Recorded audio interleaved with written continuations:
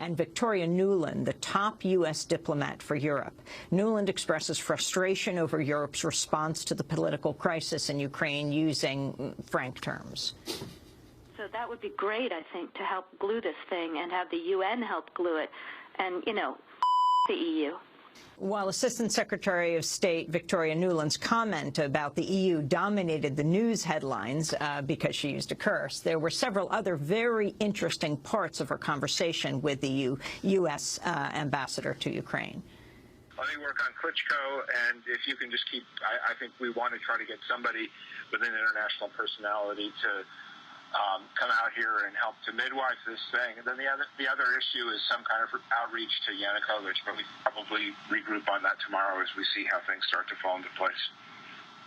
So on that piece, Jeff, when I wrote the note, Sullivan's come back to me, VFR, saying you need Biden, and I said probably tomorrow for an attaboy and to get the deeds to stick. So Biden's willing. That's the U.S. ambassador to Ukraine, Piat, speaking with Victoria Nuland. The significance of what she is saying. She also had gone to Ukraine and was feeding protesters on the front line. Cookies. Well, here again, the American political media establishment, including the right and the left and the center, because they're all complicit in this nonsense, focused on the two sensational, they thought, aspects of that leaked conversation. She said, F the European Union. And everybody said, oh my God, she said the word. The other thing was, who leaked it? Oh, it was the Russians. Those dirty Russians leaked this conversation. But the significance is what you just played. What are they doing? The highest-ranking State Department official, who presumably represents the Obama administration, and the American ambassador in Kiev are, to put it in blunt terms, plotting a coup d'etat against the elected president of Ukraine. Let's listen to a little bit more of the leaked conversation between the U.S. ambassador to Ukraine, Jeffrey Piat, and Victoria Nuland, the top U.S. diplomat for Europe. Good. So I don't think Klitsch should go into the government. I don't think it's necessary. I don't think it's a good idea. Yeah, I mean, I guess you think, in terms of him not going into the government, just let him sort of stay out and do his political homework and stuff. I'm just thinking, in terms of sort of the process moving ahead, we want to keep the moderate Democrats together. The problem is going to be Tony Book and his guys.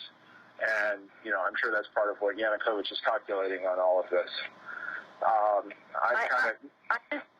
I think Yats is the guy who's got the economic experience, the governing experience. He's the guy, you know, what he needs is Klitsch and Tony Book on the outside. He needs to be talking to them 4 times a week, you know.